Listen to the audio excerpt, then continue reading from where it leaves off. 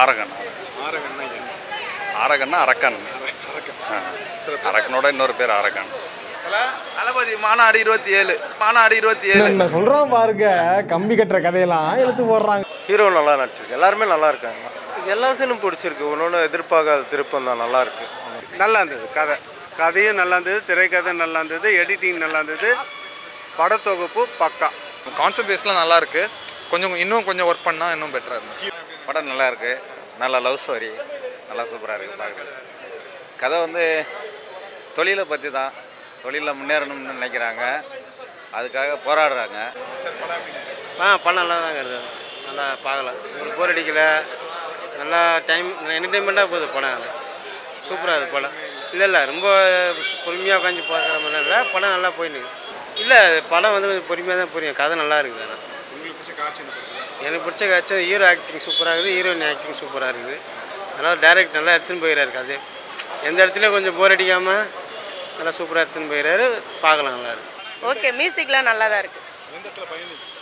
பயம் அந்த ஒரு பொண்ணு வந்தது இல்லையா, அதில் மட்டும் தான் அதான். ஆனால் இது பார்த்து கொஞ்சம் தெளிவாகிக்கணும். ஒரு சிலர் வந்து இதுவாக இருக்காங்களே, அதை பார்த்து கொஞ்சம் ட்ரெடிஷ்னல் பின்னாடி போனது மாதிரி கொஞ்சம் ஜென்னில் எடுத்திருக்காங்க. பட் கொஞ்சம் இன்னும் ப்ரிப்பேர் பண்ணியிருக்கலாம், ஒர்க் பண்ணியிருக்கலாம் நல்லாவே. எனக்கு அது பெருசாக அதோட இது தெரில. பட் மூவியாக பார்த்தா கொஞ்சம் இதுவாக இருக்குது.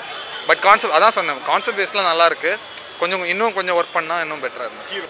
அந்த வயல் சீன் தான் ரொம்ப அந்த ரூட்டு ரிவீல் பண்ணுறது, ஸோ அந்த விஷயம் நல்லா இருந்துச்சு. அவன் ஹீரோ தான் சார். ஆனால் அவனோட குறிக்கோள் என்னன்னா எளிமையாக இருக்கணும். அவன் ஆசைப்படுறான், அவன் சொல்கிறானே நான் உண்மையிலே உன்னை லவ் பண்ணுறேன்னு தான் சொல்கிறான்ல.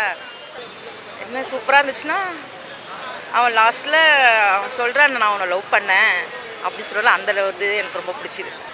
இல்லை, ஃபஸ்ட்டு என்னென்னா இந்த கதை வந்து படத்தை ஃபுல்லாக பார்த்தாங்கன்னா தான் புரியும். பாதியிலேருந்து போனாலும் சரி, பாதிக்கு முன்னாடி வந்தாலும் சரி, கதை புரியாது. A to Z உட்காந்து பார்த்தாங்கன்னா தான் கதை வந்து உங்களுக்கு புரியும். பட் எல்லாருக்கும் கனெக்ட் ஆகுமான்றது கஷ்டம். ஃபேண்டசி அப்படின்னு கற்பனைக்கு அற்பாப்பட்டது இல்லையா. ஃபேண்டசியில் அவங்க எடுத்திருக்காங்க, ஒரு யதார்த்தமான ஃபிலிமாக இருந்தால் எல்லாருக்கும் புரியும்.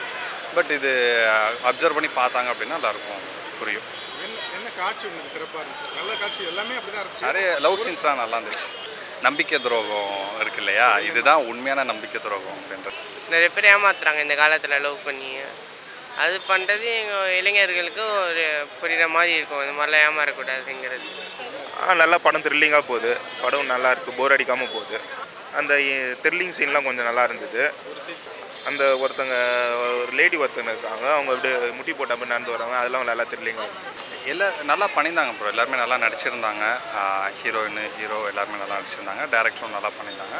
டெக்னிக்கலாகவே வந்துட்டு நல்லா பண்ணியிருந்தாங்க. புதுசாக இருந்துச்சு, கான்செப்டே புதுசாக இருந்துச்சு. புது கான்செப்ட். நல்லா நடிச்சிருக்காப்புல. ஹீரோயின் பக்கா, அவங்களும் நல்லா தான் நடிச்சிருக்காங்க. ஹீரோவுக்கும் ஹீரோயினுக்கும் பக்கா நல்லா செட்டில் ஆன மாதிரி ஒரு ஃபீல். ஹீரோவும் ஒன்று தான், வில்லனும் ஒன்று தான்.